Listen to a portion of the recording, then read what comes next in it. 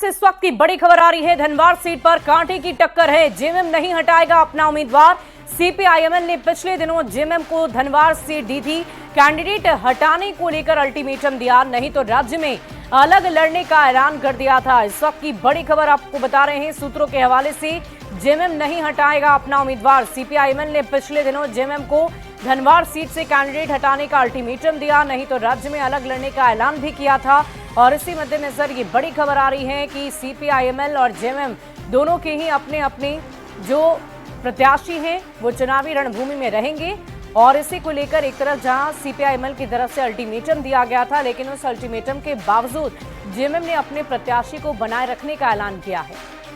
वहीं धनवार से बाबूलाल मरांडी है इस बार बीजेपी की तरफ से प्रत्याशी, तो दूसरी तरफ निजामुद्दीन अंसारी जेएमएम के प्रत्याशी बनाए गए हैं और राजकुमार यादव सीपीआईएमएल के उम्मीदवार बनाए गए हैं।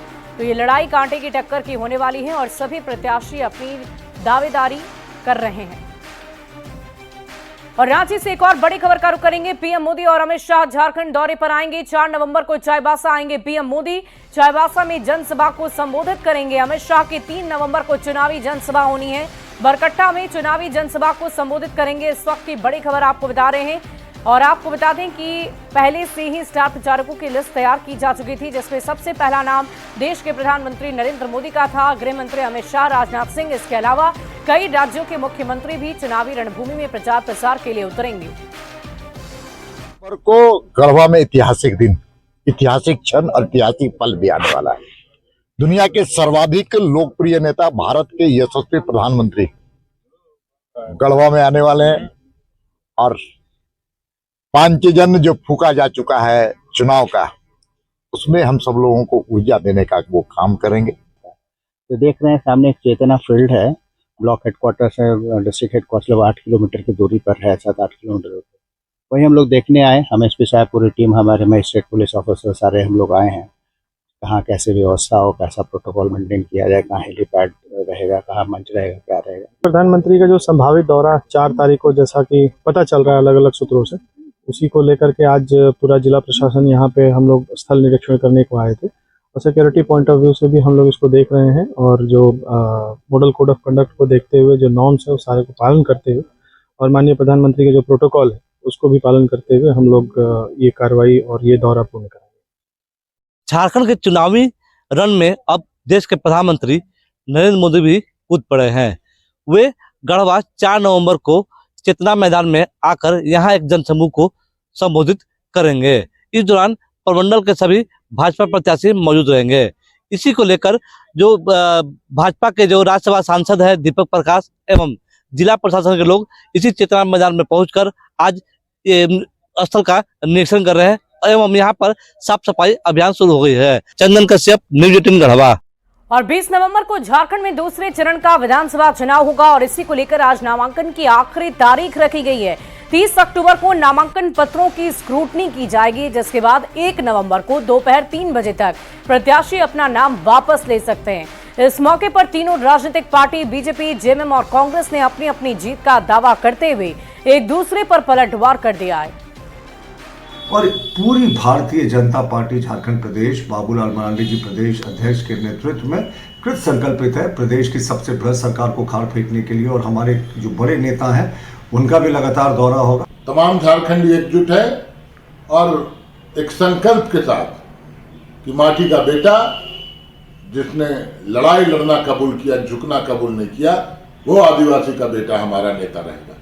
ये तय हो चुका है। के साथ सिर्फ चुनाव में नहीं, चुनाव के पूर्व ही जनता के साथ हमारा एक आत्मीयता का संबंध रहा है। हम जनता के सुख दुख में साझा हिस्सा बराबर बनते रहे हैं। तो हमें यह लगता है कि जनता का जो भरोसा है, जनता का जो विश्वास है, वो महागठबंधन सरकार और कांग्रेस के प्रति। और बात बाघमारा सीट की करते हैं, जिस पर चुनाव से पहले ही सभी उम्मीदवार अपनी अपनी जीत का दावा कर रहे हैं और एक दूसरे पर कई गंभीर आरोप भी लगा रहे हैं।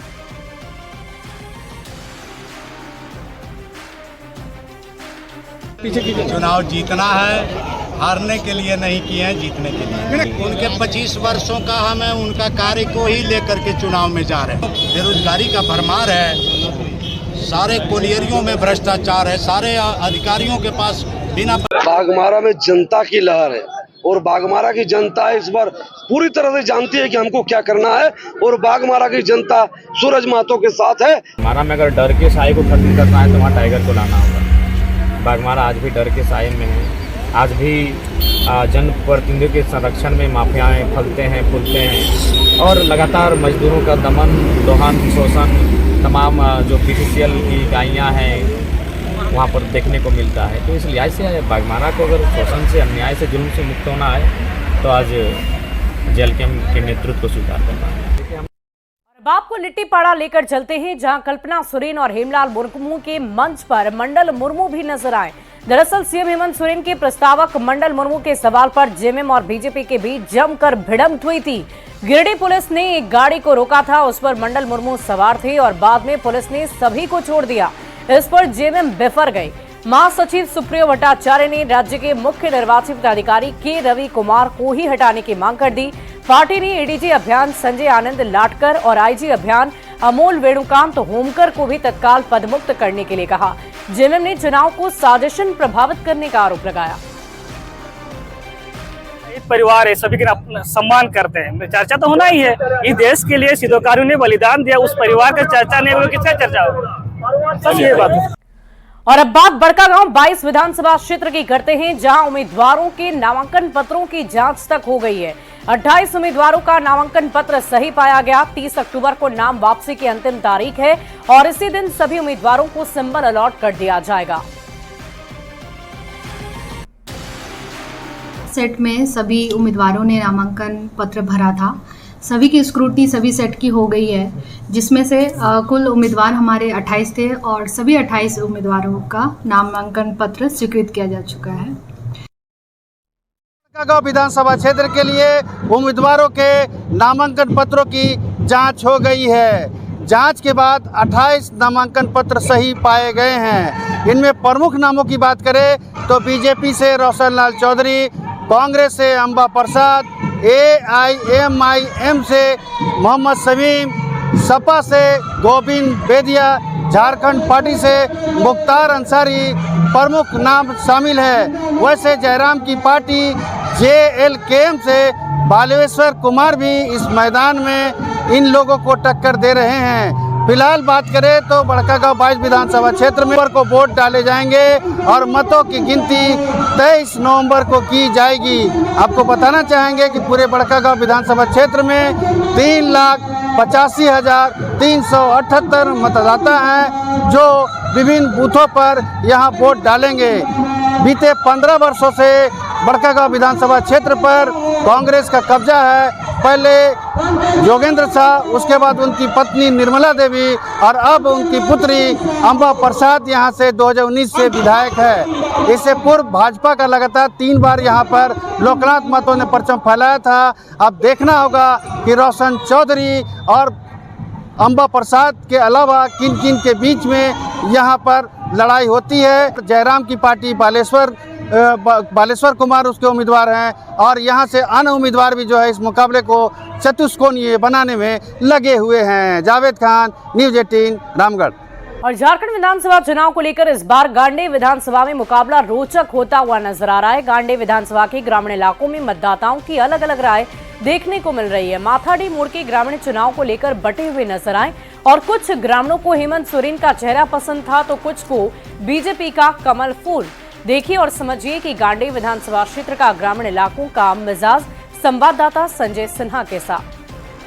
झारखंड विधानसभा चुनाव के चुनावी चौपाल में हम पहुंचे हैं गांडेय विधानसभा क्षेत्र। वो गांडेय विधानसभा क्षेत्र जिसके बारे में कहा जा रहा है कि कल्पना सोरेन की वजह से ये सीट थोड़ी खास बन गई है। बता दें कि मुकाबला यहाँ 2 लोगों के बीच में है, 2 पार्टियों के बीच में है।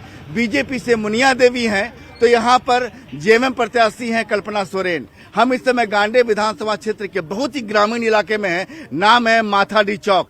किधर वोट देना है, किधर जाना? वोट हम लोग बीजेपी जाएगा। आप तो बता रहे हैं कि 5 साल विकास हुआ है, फिर क्यों? हाँ तो हम लोग बीजेपी में वोट देंगे। भारतीय जनता पार्टी के प्रत्याशी श्रीमती मुनिया देवी अपार प्रचंड मतों से जीत रही है। किसको? कमल फूल। कमल फूल को क्यों दीजिएगा? इसे नहीं देगा। कमल फूल ने गैस दिया है, कमल फूल ने गैस दिया है, सिलेंडर दिया है, चावल देता है। और गांडे में इस बार चुनाव बेहद टफ माना जा रहा है।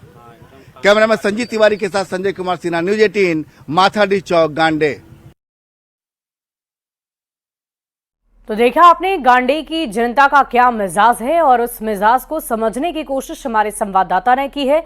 एक तरफ जेएमएम से कल्पना सोरेन तो दूसरी तरफ मुनिया देवी बीजेपी की तरफ से उम्मीदवार है। और देखिए